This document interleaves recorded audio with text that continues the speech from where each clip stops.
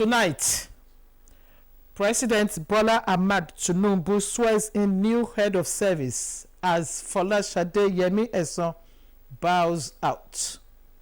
Plus, International Youth Day, stakeholders advocate self-development for the youth as panacea for nation building. Good evening and welcome to the news. I am Ijebu ode. Now the details. Mrs. Esther Walton Jack has been sworn in as the new head of service of the Federation. The ceremony was before the commencement of the Federal Executive Council meeting under the chairmanship of President Bola Tinubu. State House correspondent Musbao Dan Wahab reports that Mrs. Walton Jack took over from Mrs. Folashade Yemi Esan, who proceeds on retirement from civil service after 5 years in the top civil service position. The thing I have done is to put in my best into the service. For Folashade Yemi Esan in the Federal Civil Service, and in the last moments in the council chambers in this capacity, Mrs. Yemi Esan literally saw herself in a mirror. The council members, through the secretary to the government of the Federation, George Akume, extolled the virtues of Mrs. Yemi Esan as a public servant, which they believe have fostered transparency, efficiency, and accountability in the Federal Civil Service. One of our most significant achievements has been the implementation of the Federal Civil Service Strategy and Implementation Plan 2021-2025. With its focus on capacity building and talent management, performance management system, arts, human resource, innovation, digitization, content services, and staff welfare. These attributes have also won a place in the mind of the President, who acknowledged the diligence of the outgone head of civil service and what he described as big shoes for the incoming #1 federal civil servants. We must learn from her more of commitment to duty, loyalty, and great vision. She served our nation exceptionally well with distinction, guiding the civil service through significant transformation and reform. As the shoes may be, Didi Esther Walton Jack was said to step in anyways. Another thoroughbred administrator herself, Walton Jack, who transferred her service from Bayelsa State Civil Service, had served as Federal Permanent Secretary in different ministries, including Niger Delta and Education. God will continue to guide you, provide you with the wisdom, and enhance your integrity to serve this country and the civil service in the most transparent and successful manner.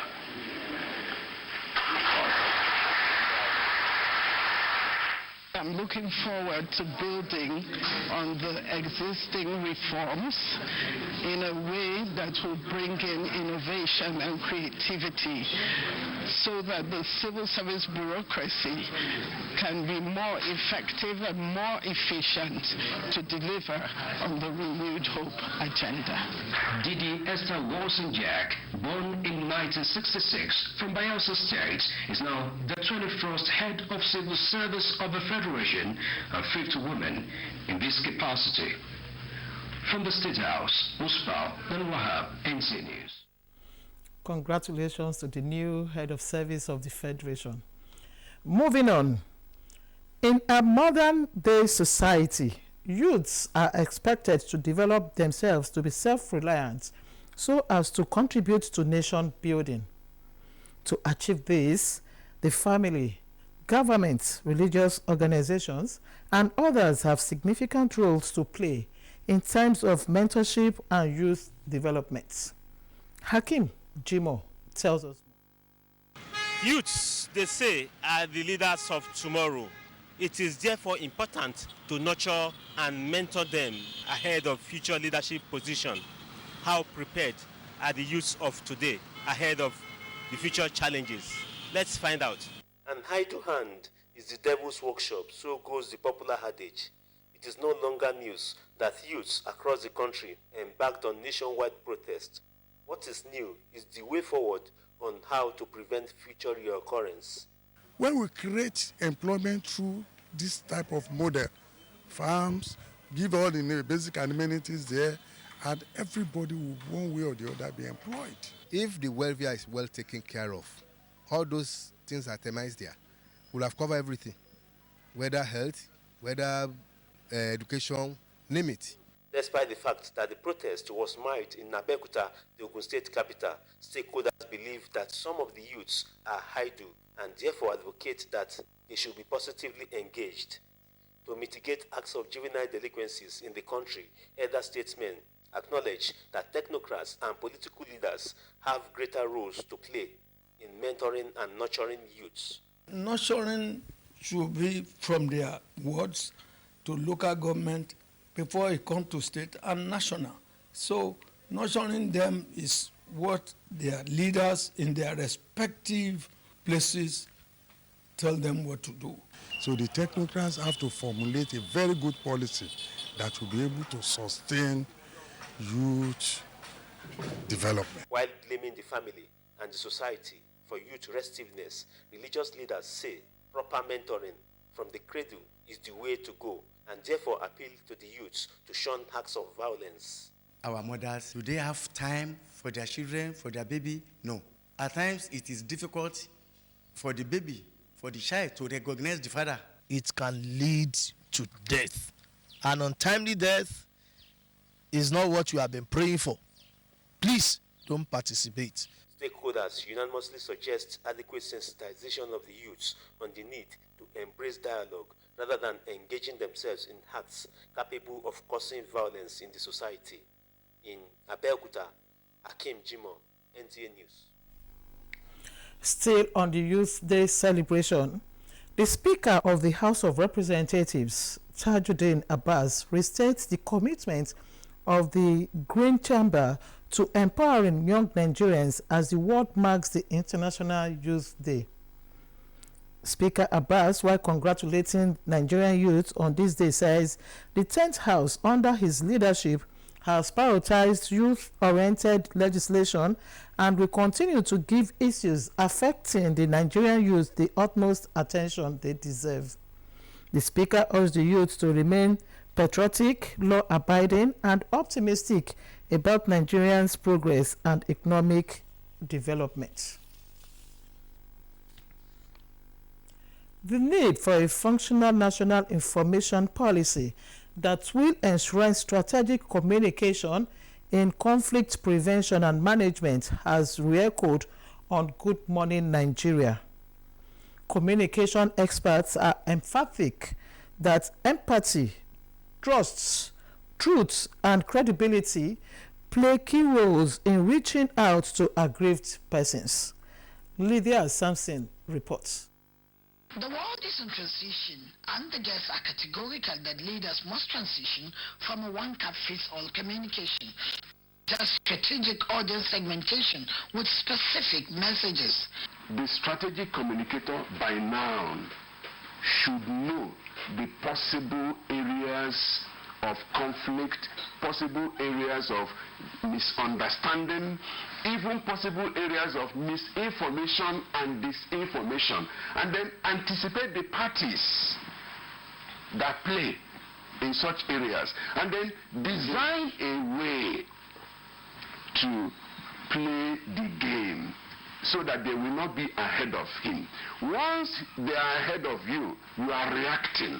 It's no longer strategic communication. What extent will you use communication to, and to ensure a better understanding through timely and accurate information? And issue of responsibility also come into play in terms of communication, in the sense that there are some extraneous variables that you tend to highlight. Take, for instance, what are the common goals and objectives as against those things that divide the people. The girls believe diligent and deliberate deployments of communicators with right messages and channels can quell tension. Indeed, the education sector, I can tell you, we have had excellent issues coming up in the universities, for example, and other places, but poorly understood because of communication. So one, we have to make our national communication information policy functional. Number two, there must be collaboration. And number three, there should be some kind of other intangible ways of reaching the people. They are unanimous that multiplicity of channels misrepresenting the truth comes with lots of velocity that must be corrected, putting out the truth about government policies for better understanding across the country. In Abuja, Lydia Sampson, NTA News. And if you are just joining us, this is NTA Ijebu ode News at 7. The news continues shortly. Don't go away.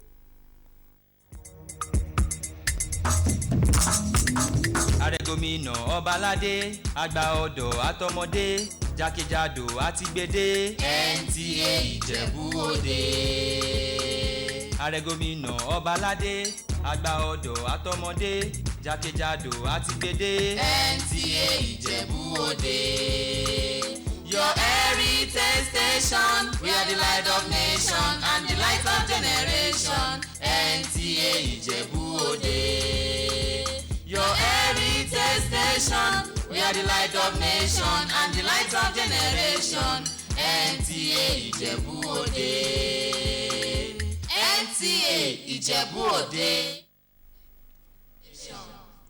Welcome back. The role of human factors is critical in the effective utilization of air assets to combat internal security threats. The first correspondent, Ismail Musa, reports that this informed the decision to develop the capacity of Nigerian Army aviation operators for optimal performance in times of emergency.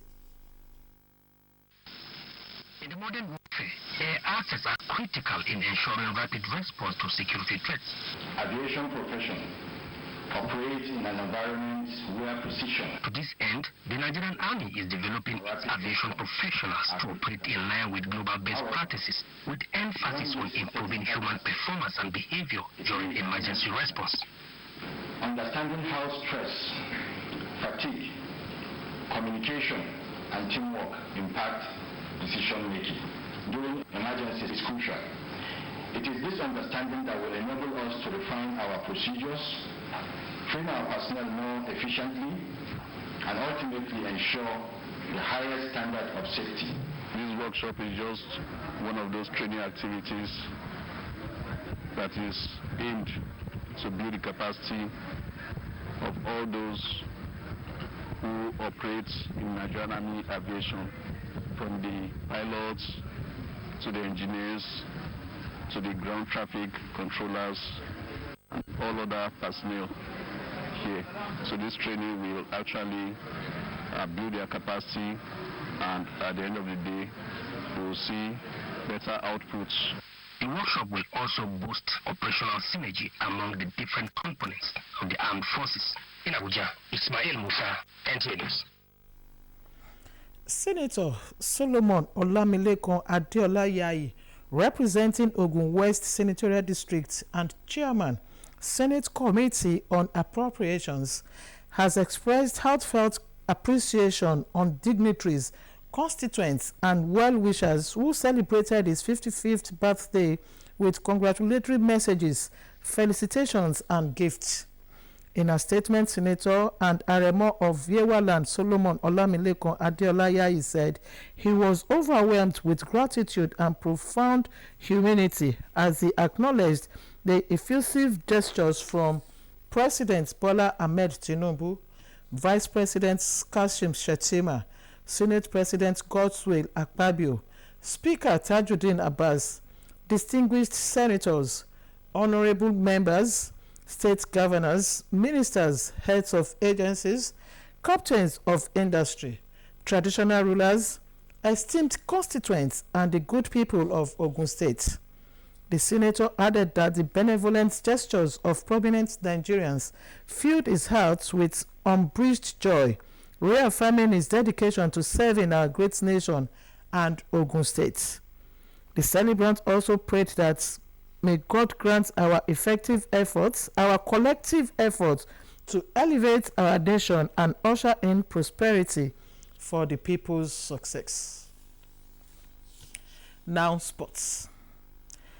The nation's under-17 women football team are undergoing intensive preparations for the 2024 FIFA Women's World Cup built for Dominican Republic. For details and more, let's join Sulaiman Musa on Sports Update.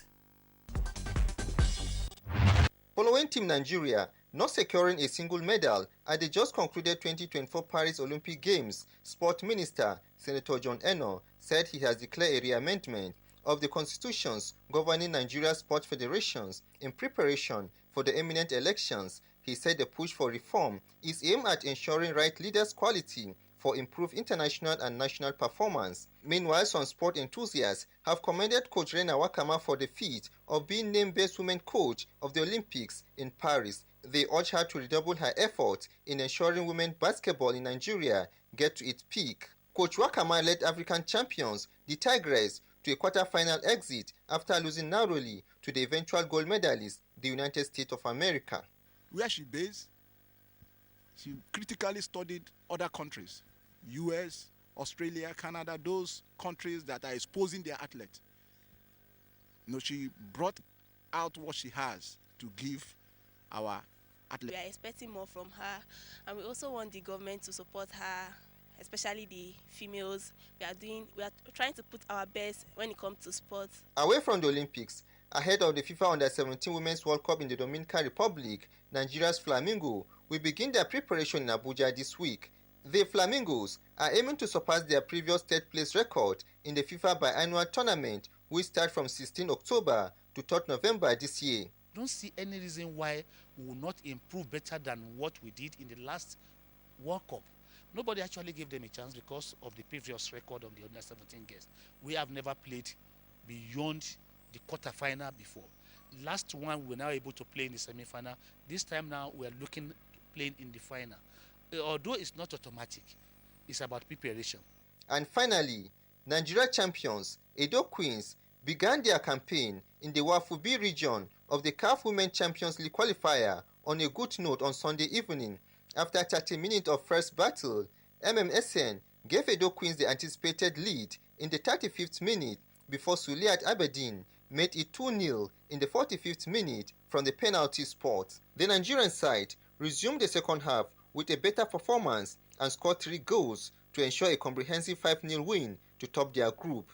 With Sport Update, Suleiman Musa, NTA News. And that brings us to the end of tonight's package of NTA Ijebu ode News at 7. But before we go, a quick look at the recap of the highlights. President Bola Tinubu has sworn in Mrs. Esther Waxing Jack as the new head of service of the Federation, replacing Mrs. Folashade Yemi Eson, who retired after 5 years in the position. The ceremony took place before the Federal Executive Council meeting. We also told you that stakeholders, including family, government, and religious organizations, have a crucial role to play in mentoring and developing the nation's youth to become self-reliant and contribute to nation building, as the nation's youth commemorates this year's International Youth Day. That was the news. Up next is the news translation in Yoruba. I am Iyabo Wale Eri. Thanks for being there.